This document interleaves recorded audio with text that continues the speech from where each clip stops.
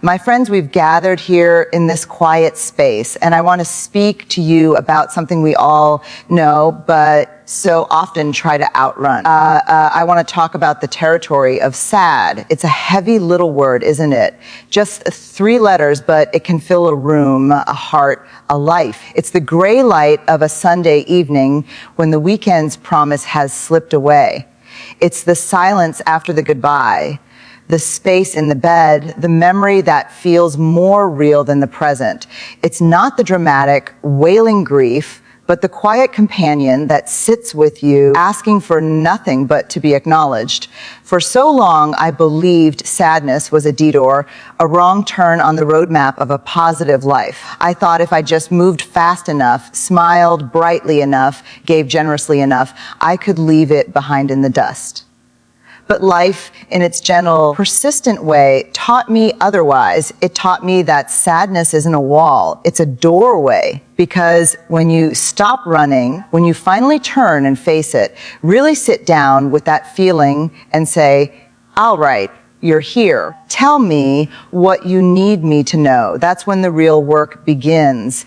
That sadness is often your deepest wisdom whispering. It's the part of you that knows you've lost something precious. It's the love that had nowhere to go. It's your spirit telling you that something is out of alignment with your truth. We live in a world that's addicted to the highlight reel, constantly telling us to curate our joy. But in doing that, we exile a whole part of our human experience. We make sadness wrong. We call it depression. We call it a bad attitude. We medicate it. We avoid it. But in avoiding it, we avoid the very soil from which our greatest growth can emerge. I have learned that the seasons of sadness are when the soul does its most important housekeeping. It's when we shed skins that no longer fit. It's when we learn compassion, first for ourselves, and then, miraculously, for every other person who has ever felt this H. That H is the thread that connects us all, the ultimate human experience. Let us begin with the profound idea that sadness is not a prison, but a teacher. This understanding requires a fundamental shift in perception. For so long, we have been taught to view sadness as a failure of spirit, a sign that we are not positive enough, not resilient enough, not grateful enough. We treat it as a trap from which we must urgently escape. A dark room where the door is locked from the inside. I propose we change the metaphor entirely. Imagine instead that sadness is a quiet and insistent guide. It arrives not to punish you, but to get your attention. It is the signal from your deepest self that something needs to be acknowledged. Perhaps it is a loss you have not fully grieved, a boundary you have not yet set, a dream you have quietly abandoned. Your sadness is the part of you that remembers your wholeness. It speaks up when you are living in a way that is out of alignment with your truth. Therefore, when you feel that familiar heaviness, that gray weight within, do not immediately reach for the distraction. Do not hastily paste on a smile. This is the moment to pause, to sit down with the feeling as if you're sitting with a wise friend who has difficult news to share. Ask it simple and honest questions. What are you here to show me? What have I been refusing to feel? This is not indulging nudge in misery. This is the brave work of listening. When you stop treating sadness as the enemy and start treating it as a messenger, you open a doorway. On the other side of that doorway is clarity, is self-compassion, is a more authentic version of your life. The lesson is this: your sadness holds wisdom that your happiness has not yet learned. It is not the end of your journey. It is a vital part of the path itself. A teacher in soft clothing, waiting for you to be still enough to hear its lesson. This brings us to a critical danger of our modern age, the pervasive cultural exile of sadness. We live in a world that worships at the altar of perpetual positivity, a society that confuses a curated smile with genuine well-being. We are sold the idea that a good life is a highlight reel of triumphs and joys, a seamless stream of gratitude and peak experience. experiences. In this relentless pursuit, we have made an unconscious yet collective decision to banish sadness. We label it as depression too quickly, pathologizing a natural human emotion. We dismiss it as a bad attitude, a lack of grit, or a failure to look on the bright side. We reach for a pill to numb it, a drink to silence it, a purchase to bury it, or a frantic business to outrun it. This is more than a personal habit. It is a systemic avoidance, a social agreement that deep feeling is a sign of weakness. The consequence of this exile is a profound spiritual poverty. When we cordon off sadness, we do not get to keep the rest of our emotional landscape intact. We build a wall, and behind it we also lock away our capacity for deep empathy, for true introspection, and for the authentic connection that only comes from shared vulnerability. We become strangers to ourselves, amputating a vital part of our humanity in the name of appearing strong. We walk through the world with a polished exterior, while a quiet, lonely H hums within, unnamed and unaddressed. This exile creates a terrible loneliness, the feeling that you are the only one who cannot seem to get the recipe for constant happiness right. It fractures community because we cannot bear witness to each other's pain if we refuse to acknowledge our own. We must understand that in our rush to avoid the dark, we are also refusing the fertile soil. By making sadness wrong, we reject the very conditions necessary for resilience, for wisdom, and for a compassion that is born not of pity, but of shared knowing. This cultural project of exile is ultimately a rejection of what it means to be fully, messily, and beautifully human. This shared human H, this quiet weight of sadness, is perhaps the most profound and universal thread that binds our separate hearts together. It is the great equalizer, a language spoken fluently in every corner of the globe, in every walk of life, regardless of station or success. We may craft vastly different lives for ourselves, building unique triumphs and facing distinct challenges, yet we all, at some point, cross this common ground. We all know the hollow after a loss, the quiet disappointment of a hope deferred, the tender bruise of a memory that surfaces unbidden. When you sit with your own sadness, when you stop resisting its presence and instead allow yourself to feel its full texture, you are doing more than personal housekeeping. You are tapping into a vast and ancient river of human feeling. Your private sorrow is a single tributary flowing into that mighty current. This realization is the birthplace of true compassion. It begins with a gentle turn inward, with offering yourself the kindness you would offer a grieving friend, saying to your own heart, I see you, and this is hard. That act of self-compassion is the first, most critical step. It softens you. From that softened place, you can then look outward and see the world with new eyes. You begin to understand that the stranger with the weary eyes in the grocery line, the friend who suddenly seems distant, the colleague whose smile doesn't quite reach their eyes, they too are navigating their own private landscape of sorrow.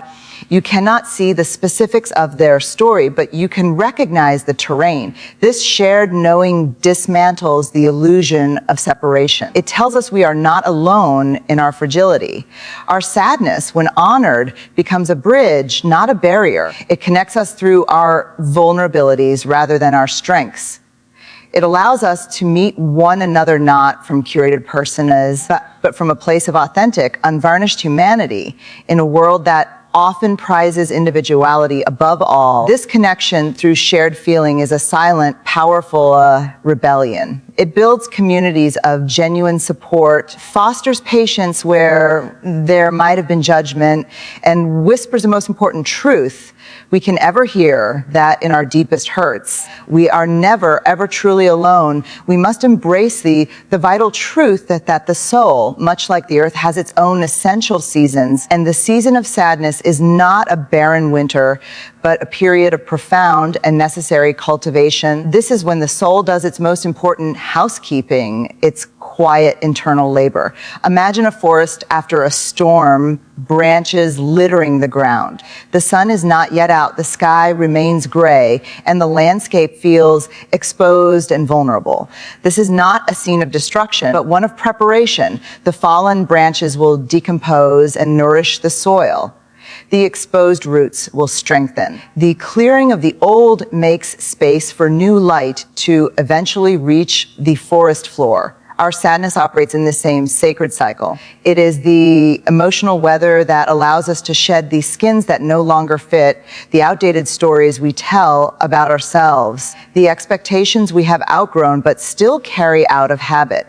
In the quietude that sadness often brings, when the noise of constant striving and distraction fades, we are granted a rare clarity. We can see what is truly ours to bear and what we have been carrying for others. We can distinguish between the voice of our authentic longing and the echoes of external demands. This is not a flashy process.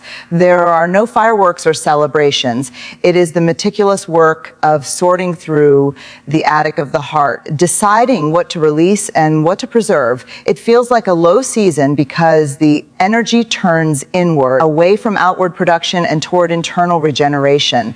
The growth here is not upward toward the sun, but downward. As the roots of our character dig deeper into the bedrock of our experience, we develop resilience not by avoiding the storm, but by learning how to stand within it and understand its purpose. This fertile ground of sorrow is where we compost our past hurts and disappointments, transforming them into the wisdom and compassion that will feed our future growth. To rush this season, to try and force a blossom, is to rob yourself of its essential gift. The most vibrant and enduring springs are always preceded by a fallow period of rich, dark, necessary rest. This leads us to the heart of the matter, the subtle but powerful shift from a mindset of overcoming to one of honoring. Our instinct is often to treat sadness as a problem to be solved, a fire to be put out. We frantically search for the right strategy, the perfect piece of advice, the immediate fix that will lift the veil and return us to brightness. This approach, while well-intentioned, can be a form of spiritual bypassing. It is an attempt to leapfrog over the very experience that holds our transformation. Honoring sadness is a different practice altogether. It is a courageous act of presence. It means sitting down beside your sorrow without an agenda. It means allowing the tears to fall without scripting a happy ending for them. It means listening to the silence it brings rather than rushing to fill it with noise. This is not passive resignation. It is active and deep respect for your own emotional truth. When you honor your sadness, you validate your own experience. You say to your heart, I see this pain and I will not abandon you in it, but you stop the war within yourself. This creates a container of safety, a sacred space where healing can begin not because you forced it, but because you allowed it. In this space of non-judgmental acknowledgement, the emotion can finally move. It can express what it needs to express, and having been fully witnessed, it can begin to change. The energy you once spent fighting the feeling is now freed, and it can flow into genuine understanding and gentle care. To honor sadness is to treat yourself with the dignity of a true companion, walking alongside your own humanity with patience and grace, trusting that the path itself, even the rocky parts, is guiding you home. This brings us finally to the promise held within the pain, the understanding that our deepest sadness is often the canvas upon which our most profound dawn is painted.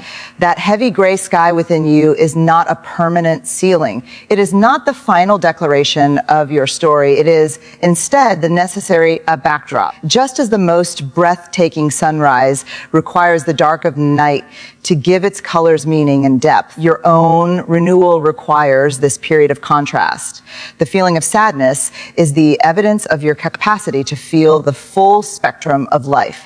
It proves that your heart is open and tender, capable of registering loss because it is first capable of immense love and hope. This ash is the quiet signal that a chapter has ended, and the blank page of the next is waiting. It is the soul's way of clearing the stage, making space for a new setting, a new light. To feel this so keenly is not a sign of weakness, but a sign of readiness. It means you have absorbed the lessons of the previous act, and you are now prepared, even if you do not feel it yet, for the light to change. Your dawn is not a distant fantasy. It is an inevitable shift waiting just beyond the horizon of this feeling. The gray within you is simply the composition of the coming masterpiece, the mixing of shadows that will make the eventual light appear all the more brilliant and true. So hold this knowledge close. This sadness is the fertile darkness where the seeds of your next be coming. They are germinating now in the quiet, unseen and unfelt, gathering the strength to break toward the surface.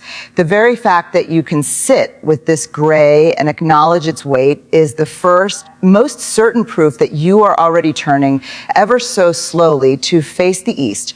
Let us leave this space today not with a plan to eradicate sadness, but with a new covenant to carry it differently. We will no longer see it as a mark of failure, but as a mark of feeling. We will no longer exile it as a weakness, but invite it as a teacher. We will recognize in our own private Eichi the universal pulse of a shared human heart. And in that recognition, find a compassion that connects us all. Remember, the most fertile ground is often the ground that has been broken open. The most radiant light is always that which has known the depth of the dark. Your sorrow is not the end of your story. It is the sacred soil. It is the quiet preparation. It is the canvas, so tend to it, listen to it, honor its passage, and do so with the unwavering faith that even now, beneath the surface of what you can see, a seed is steering. It is gathering all you have learned in this season. It is reaching with a gentle and determined hope for the dawn that is already always on its way. Your dawn, your light, your next beginning.